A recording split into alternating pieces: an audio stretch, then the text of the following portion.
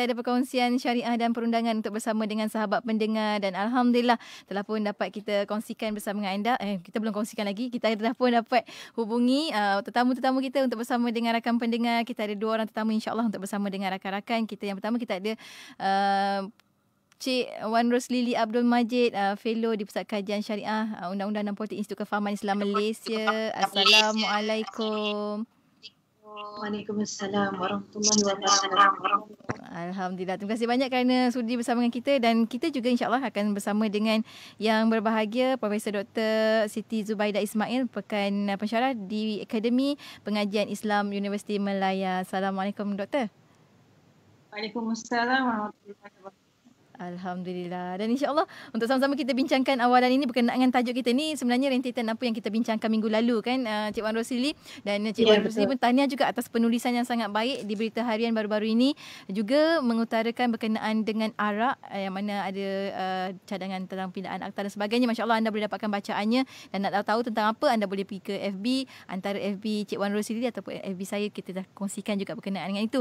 Dan hari ini kita nak sambung berkenaan dengan tajuk kerana arak negara binasa. Awalan ini mungkin Cik Wan Roslili boleh berikan sedikit mukadimah tentang sebentar selalulah tentang apa yang kita bincangkan minggu lalu. Silakan. Assalamualaikum warahmatullahi wabarakatuh. Bismillahirrahmanirrahim. Alhamdulillahirabbil alamin, wassalatu wassalamu ala asyrafil anbiya'i wal mursalin wa ala alihi wa ashabihi ajmain. Rabbi shrah li sadri wa yassir li amri wahlul 'uqdatam min lisani yafqahu qawli. Alhamdulillah, terima kasih Yati. Alhamdulillah kita dapat bersama dengan pakar perundangan jenayah Islam kita hari ini, Dr. Siti Zubaidah Ismail. Saya nak berikan sedikit introduction lah apa yang kita telah bincangkan sedikit minggu lepas. Nanti kita akan dalami beberapa perkara minggu ni insya-Allah. Kita ada kongsikan beberapa kes yang berlaku di serata negeri di Malaysia ni tentang kes yang membabitkan kemalangan sehingga ada yang menyebabkan kematian, dan mangsa terdiri daripada pelbagai latar belakang, penghantar makanan, ibu bapa, suami, pekerja dan semua sekali lah. Kita ada sebut minggu lepas, dan saya juga ada sebut, kita berkongsi tentang larangan Allah SWT tentang tabiat meminum arak ni, bagaimana disebut dalam surah Al-Ma'idah ayat 90, kerosakan sosial yang diakibatkan oleh arak, sebagaimana dihuraikan oleh Imam Al-Marawi, tafsir bagi ayat surah Al-Ma'idah ayat 90 ni.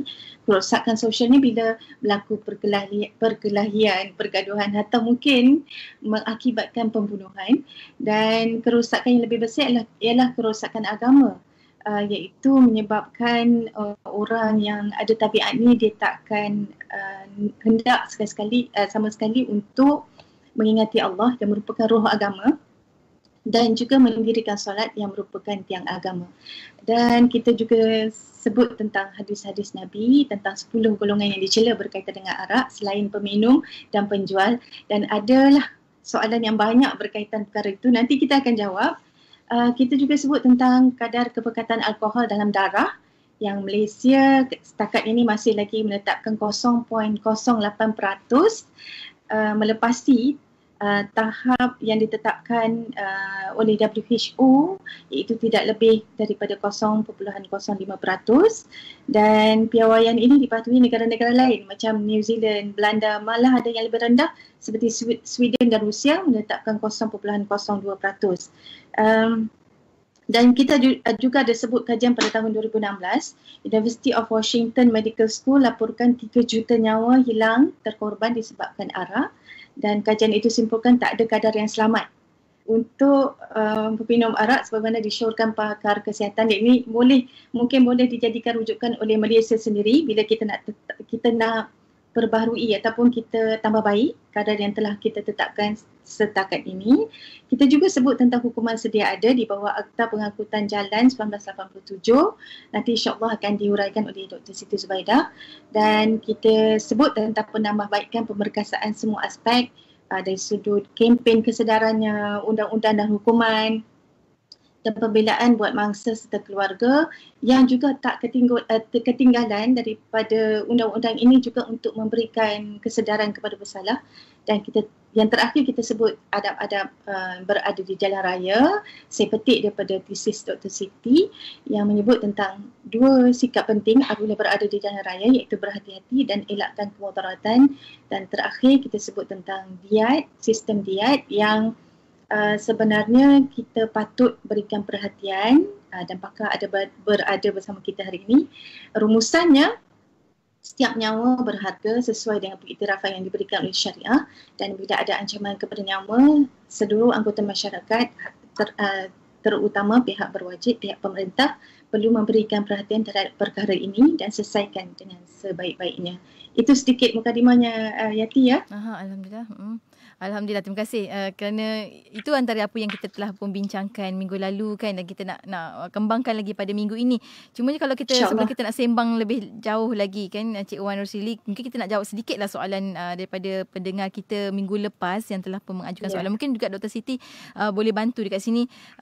Kita ada Encik Azrul minggu lepas dari Ipoh. Pendengar kita menyatakan bahawa beliau tidak bersetuju hukuman bunuh atas pemandu mabuk kerana ia terhenti di situ sahaja, sedangkan kebajikan keluarga mangsa tidak terbela. Mungkin ada solusi Islam tentang kesan kemalangan, satu perkara. Keduanya, hukum pemandu macam penjenayah ataupun bayar ganti rugi kepada mangsa, doktor. Kalau doktor boleh berikan pencerahan kepada kami semua, silakan.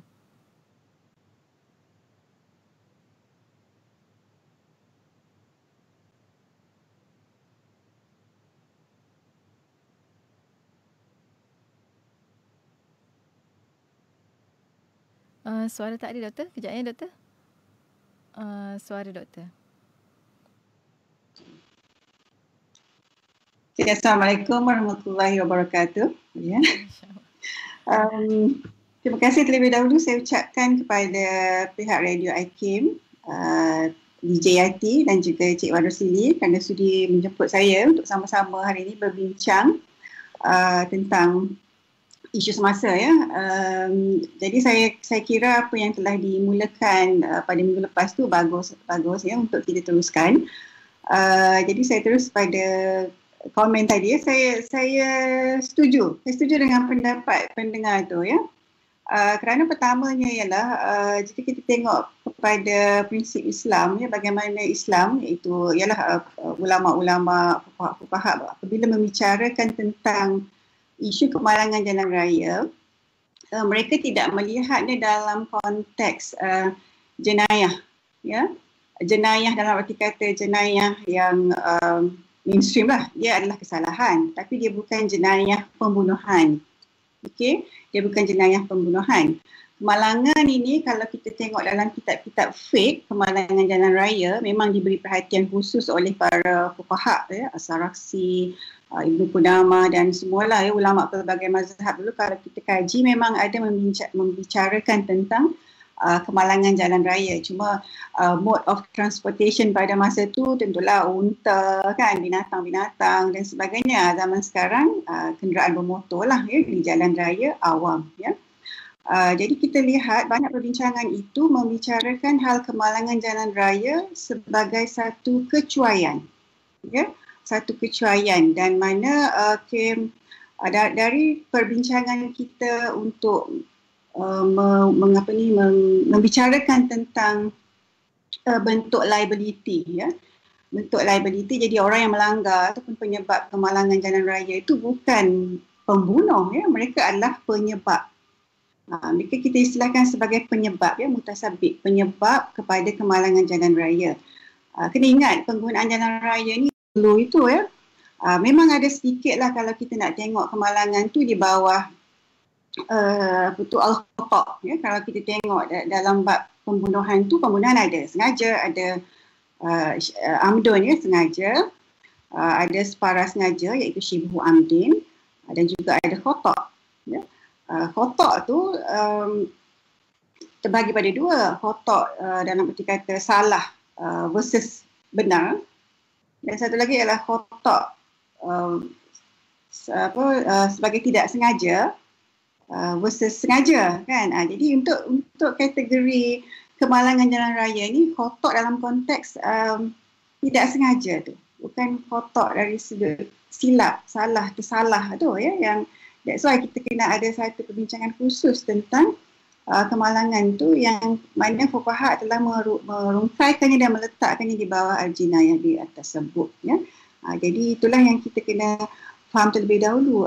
Sesuai juga lah di Malaysia pun kita memang bicaranya di bawah thought ya, kesalahan thought. Ini adalah kesalahan thought lah. Kemalangan jalan raya ni dia bukan kesalahan membunuh yang kita tak cari dia punya provision di bawah kanun keseksaan, tak ada ya. Dia ada akta khusus, itu Akta Pengangkutan Jalan 1987 bersama dengan kaedah-kaedah lalu lintas ya. Yang kaedah-kaedah pengangkutan jalan ya, ada kompilasi 51 kaedah-kaedah berkenaan dengan jalan raya, peraturan penggunaan, syarat penggunaan, lesenan dan sebagainya. Jadi berbalik kepada soalan tadi, dia tak setuju dia bunuh tu, saya boleh nampak lah ya kewajaran pendapat yang diberikan oleh pendengar IKIM tadi. Itulah penjelasan saya setakat ini. Okey, Alhamdulillah. Satu pencerahan yang sangat baiklah untuk kita semua memahami apa sebenarnya yang berlaku kan di sebalik suatu hukuman itu dijalankan dan sebagainya. Cumanya kalau kita, itu satu soalan dan mungkin juga Cik Wan Rosili, sebelum kita berhenti rehat, kita nak respon juga antara persoalan daripada sahabat kita. Kalau kita lihat pada minggu lepas, soalan pendengar kita tentang haruskah kita lakukan dengan anak-anak kita, apa yang harus kita lakukan dengan anak-anak kita yang bekerja di premis yang menjual, menyediakan minuman keras ini. Mungkin ada respon daripada Cik Wan Rosili. Nanti saya rujuk Al-Kafi 509. Mungkin pendengar kita boleh rujuk di laman web Pejabat Mufti Wilayah Persekutuan. Ada dihuraikan di situ, dan nanti saya akan kongsikan apa yang langkah yang dibuat oleh masyarakat di sesuatu kawasan penempatan atau taman perumahan. First ni kita tengok dulu apa yang dihuraikan dalam kenyataan Pejabat Mufti. Jika pekerja terlibat dengan penjualan jual beli arak misalnya di kaunter, maka hukum perbuatan itu adalah haram sekalipun martabatnya lebih rendah daripada perbuatan meminum arak itu sendiri. Ya, dan pendengar kita. Dan bagi pihak majikan perlu ada keprihatinan terhadap aspek hak beragama pekerja, iaitu memastikan ada kaunter yang dikhususkan untuk barang-barang yang halal dan juga haram, ataupun bezakan antara barang-barang yang haram itu dikendalikan oleh pekerja yang bukan beragama Islam, dan bagi beragama Islam barang-barang yang halal. Ini salah satu pendekatan. Dan lebih baik lagi bagi anak-anak muda kita mencari pekerjaan yang tiada sebarang syubhah pada pekerjaan itu, kerana ia lebih menenangkan jiwa. Hadis riwayat Bukhari dan Muslim sebut, sesiapa yang memelihara dirinya daripada sebarang syubhah, maka dia menyelamatkan agama dan maruahnya. Ini sebagai salah satu petunjuk lah. Dan saya nak kongsikan, ada semenjak ni, bila ada kesedaran yang besar tentang kesan arak kepada masyarakat dan negara ni, ada usaha sahabat-sahabat kita yang mengumpulkan misalnya sejumlah besar tanda tangan di kawasan tempat tinggal mereka bila kawasan berkenaan dihuni oleh lebih 95% orang Islam, dan dibuat perjumpaan misalnya dengan adun, dengan pihak masjid, pihak surau dan juga rukun tetangga. Mereka berhimpun dan mereka berbincang, kumpul tanda tangan dan serahkan kepada kedai serba nikah di kawasan berkenaan, dan terbukti ada kedai serba nikah yang mengambil tindakan setelah ada bantahan secara aman begitu. Dan akhirnya tiada lagi arak dijual di kedai-kedai serba nikah di kawasan-kawasan berkenaan. Dan kita dapat lihat dalam hubungan ini ada peranan yang dimainkan oleh pekerja anak muda terbabit, begitu juga majikan dan juga orang awam di kawasan terbabit. Itulah jawapan saya, Yati. Harap dapat membantu pendengar kita yang mengemukakan soalan berkenaan. Maknanya kena ada usaha masing-masing, kena ada cara, ada je cara. Tak adanya jalan mati untuk apa-apa perkara pun kan. Ada benda yang boleh diusahakan insya-Allah. Dan kita akan berhenti rehat seketika. Lepas ni kita nak tahu lagi tentang perspektif Islam tentang kemalangan jalan raya. Tadi Dr. Siti dah sebutkan secara sepintas lalu kan, bagaimana sebenarnya kita sebagai rakyat Malaysia, kita sendiri kena tahu apa yang berlaku dan perundangan yang telah pun ditetapkan untuk pesalah-pesalah jalan raya. Dan insya-Allah kejap lagi kita akan kongsikan nanti tentang perspektif Islam berkenaan dengan kemalangan jalan raya. Kita akan kongsikan lepas kita berhenti rehat seketika. Untuk anda rakan pendengar, jangan ke mana-mana, teruskan kesetiaan bersama kami tentunya hanya di IKIM, Inspirasi Inforia Islami.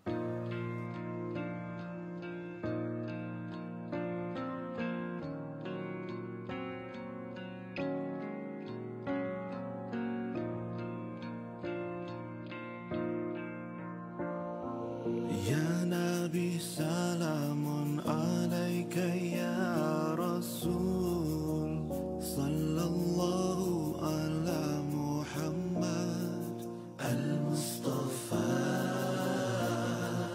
Ya Nabi salamun alaika ya Habib, sallallahu ala Muhammad al-Mustafa.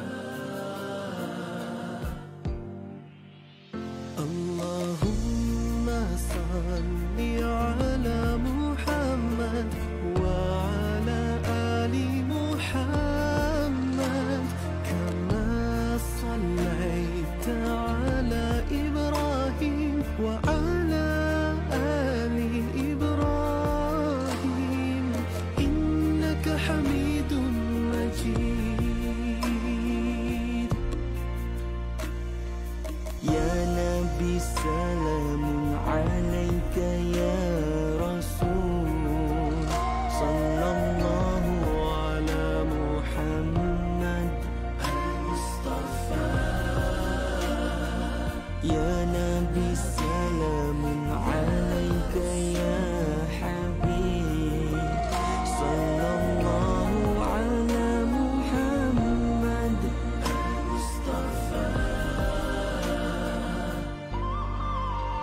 Allahumma barik ala Muhammad wa ala ali Muhammad kama barakta ala Ibrahim wa ala ali Ibrahim innaka Hamidun Majid. We've never seen you, no, we've never been around you. No, no, no, no, no, no. Yet you've always been in our heart and all in our mind. You inspire us in every way, and we promise you whenever we pray, peace and blessings on you will say, oh Rasulullah.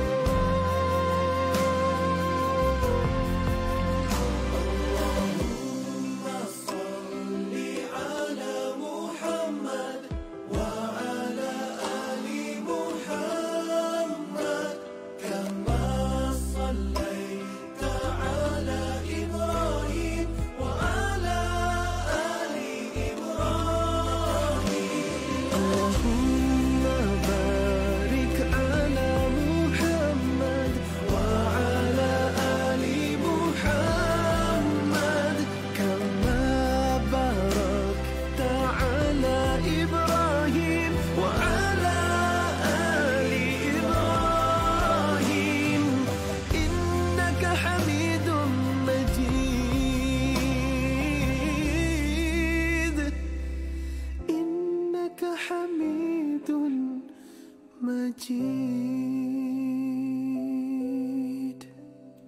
IKIM, Inspirasi Inforia Islami. Alhamdulillah, waktu ini kita kembali bersiara menerusi syariah dan perundangan bersama dengan rakan pendengar membicarakan berkenaan dengan kerana arak negara binasa. Bersama dengan kita ada dua orang tetamu, Cik Wan Rosili Abdul Majid, merupakan fellow di Pusat Kajian Syariah, Undang-Undang dan Politik Institut Kefahaman Islam Malaysia. Juga kita ada yang berbahagia Profesor Madya, Dr. Siti Zubaida Ismail, merupakan pensyarah dari Akademi Islam Universiti Melaya. Dan hari ini sebab bila kita lihat kembali macam doktor sendiri, doktor ada buku tentang pampasan kecederaan fizikal akibat kecuaian menurut pandangan Islam. Jadi sangat bertepatan lah kalau kita tanyakan soalan berkenaan dengan ini, iaitu berkenaan dengan perspektif Islam tentang kemalangan jalan raya. Doktor, silakan. Terima kasih, Yati. Sebagaimana saya jelaskan tadi dalam soalan pertama kan, saya dah ada sebutlah sedikit tentang prinsip dia. Dia punya asasnya ialah kecuaian, ya. Kecuaian jalan raya, kecuaian. Jadi apabila kita berbincang tentang kecuaian, bermakna kita telah melihat kemalangan itu telah berlaku lah dan dia berpunca daripada kecuaian. That's why kita namakan dia kecuaian kan. Jadi adamul ihmal. Kalau dalam Islam disebut sikap kurang berhati-hati. Jadi saya sebut dulu tanggungjawab ya sebelum saya ceritakan tentang kemalangan jalan raya. Jadi dalam undang-undang TOT kita panggil ini bawah tajuk negligence, duty of care, ya, tanggungjawab untuk berhati-hati atau berjaga-jaga. Okey, kemalangan pula sebenarnya kemalangan ni bila kita nak kata liability, wujud liability ke tidak, tu kita tengok bentuk kemalangan. Okey, kemalangan kalau mengikut dalam kitab ni dia membahagikannya kepada dua. Pertama ialah kemalangan yang boleh dielakkan. Jadi kemalangan yang boleh dielakkan tu maknanya macam tadilah, maksud kita tahu, kita boleh jangka kalau kereta kita elok, okey, kita pun berjaga-jaga, memakai seat belt, tak ada masalah dari segi enjin, mengikut peraturan jalan raya dan sebagainya, kita boleh elak kemalangan jalan raya, ya. Yang kedua ialah kemalangan yang tak boleh elak. Sometimes berlaku kemalangan yang tak boleh dielakkan. Contoh tiba-tiba tayar meletup. Berkait dengan itu juga, apabila kita boleh menentukan siapa yang berlabel, kita lihat pada alaqah sababiyah tu ataupun hubungan sebab musabab tadi, maka bolehlah kita tengok tentang apakah hukumannya. Jadi dalam Islam disebutkan dhaman.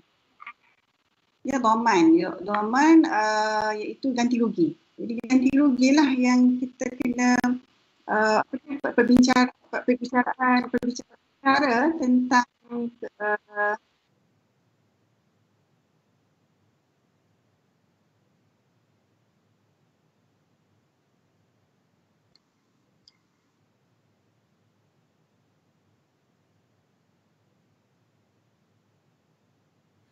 Baik, kita terputus talian. Kita akan berhenti rehat seketika sekali lagi untuk kita dapatkan kedua-duanya tetamu kita semula untuk sama-sama kita kongsikan lagi dan lagi berkenaan dengan tajuk ini. Dan untuk anda jangan ke mana-mana, teruskan kesetiaan bersama kami tentunya hanya di IKIM, Inspirasi Inforia Islami. Bukan kata tak boleh rasa diri baik, tapi berhati-hatilah dengan tipu daya syaitan. Bila sebaik kita baca satu juzuk Al-Quran, tiba-tiba kita yang menerima amalan kita sendiri. Kita rasa kita solehah, lepas tu kita rasa kita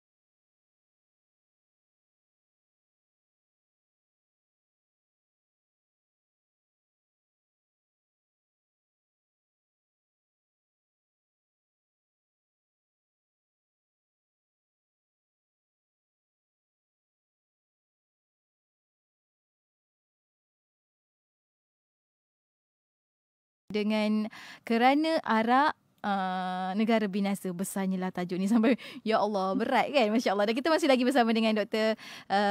Siti Zubaidah bersama dengan kita dari UM untuk perkongsian kita. Kita sambung sikit lagi Doktor tadi yang terputus berkenaan dengan bagaimana kita nak meletakkan sesuatu perkara berkata dari sudut perspektif Islam itu sendiri. Silakan Doktor. Okey, terima kasih. Maaf di atas gangguan teknikal. Yalah, tak terkawal. Okey, Doman ya, apa saya sebut Doman? Ni kena 2 minggu kuliah ni. Okey, Doman bermakna ganti rugi akan kenderaan. Ya, jadi dia kena spell out lah, dia kena beritahu. Ini kalau ganti rugi khas ini memang boleh dapat ataupun kena buktikan. Kena buktikan dengan bil-bil tu, orang kata sampai ke sen-sen yang terakhir lah. Sen-sen yang terakhir lah. Kemudian dia kalau kata tuntutan medical billnya berapa puluh ribu, ada sen-sen untuk semua sekali based on real punya kerugian lah ya. Sometimes ada juga kerugian barang-barang di dalam kereta ya, yang ranap, yang rosak dan sebagainya. Yang kedua ialah ganti rugi am. Ganti rugi am ni payah sikit. Payah sikit dalam arti kata yalah dia kena evidence dia lebih strict ya. Islam pun menetapkan kalau kita kata ganti rugi am ni seperti kesakitan. Ya, dalam istilah undang-undang kita panggil pain and suffering. Ya, pain and suffering, sakit dan penderitaan. Kalau kata mata jadi rabun, berapa nak bayar mata jadi rabun ya, mata ni. Tapi kalau yang macam kata patah kaki dan sebagainya, kita boleh guna prinsip diat. Ya. Kalau yang diat tu memang dah spesifik lah. Kalau kata patah kaki, patah kaki tu satu, kakinya patah dan kemudian loss, hilang kegunaan kaki. Ya. Kalau tukang masak, dia profession dia adalah chef, tukang masak kan. Jadi dia patah tangan. Patah tangan, maksudnya dia hilang manfaat pada tangan. Jadi macam mana kita nak kira tu? Tapi Islam bagi guideline secara am lah, maksudnya hakim boleh pertimbangkan. Jadi kalau di Malaysia ni ganti rugi ni semua bukan diganda yang bayar pun ya. Syarikat insurans lah yang bayar. Jadi mungkin hakim kadang-kadang boleh berperanan sebagai mediator ya, untuk mediate di antara insurance company dan plaintiff ya. Plaintiff itu orang yang menuntut tu mangsa kemalangan jalan raya. Jadi kita ada undang-undang lah ya. Kita ada even polisi insurans yang diambil oleh pemandu dan of course lah dengan Akta Undang-Undang Sivil section 28A okay. 28A. Saya nak balik nombor section tu, Akta Undang-Undang Sivil. Kemudian kita ada kompendium ya sebagai rujukan hakim. Jadi dalam kompendium yang dikeluarkan pada kompendium, apa nama penuh dia, Compendium for Personal Damages ni adalah yang dikeluarkan oleh Bar Council tahun 2014 ya, edisi kedua ni 2014. Jadi situ ada apa tu orang panggil quantum of damages ataupun jumlah ganti rugi kecederaan ya. Mata sebelah berapa, patah tangan berapa, jari, patah jari sendi dan sebagainya ada. Okey, jadi memang ini adalah rujukan bagi hakim untuk rujuk pada ni, dan tentulah apabila ada litigasi di court ya, hakim akan rujuk kompendium, lawyer di pihak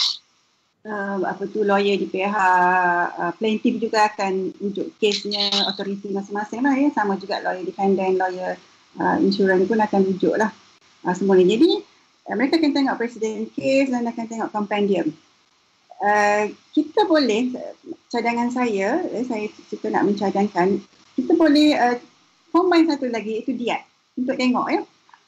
Kompendium tu yalah dia punya akan sentiasa berubah, akan berubah tapi belum berubah lagi dengan melihat kepada worth nilai fizikal seseorang tu.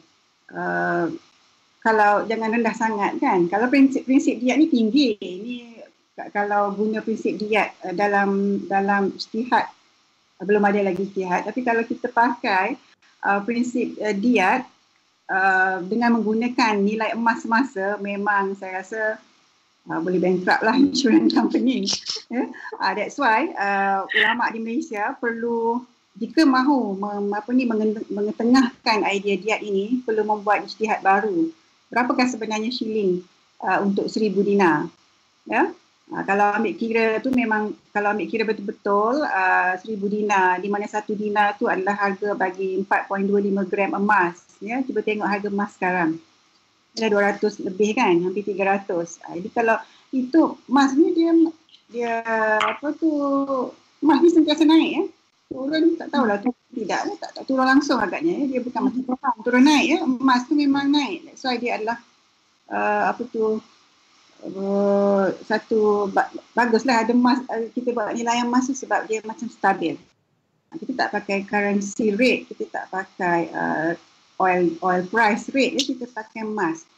Justru kalau nak mengambil nak membuat tafsiran ataupun membuat ijtihad bagi berapa shilling bagi satu diat, maka fuqaha di Malaysia kena buat ijtihad barulah supaya semua orang tak terkejut ataupun merasa macam sukanya nak laksanakan diat itu kan.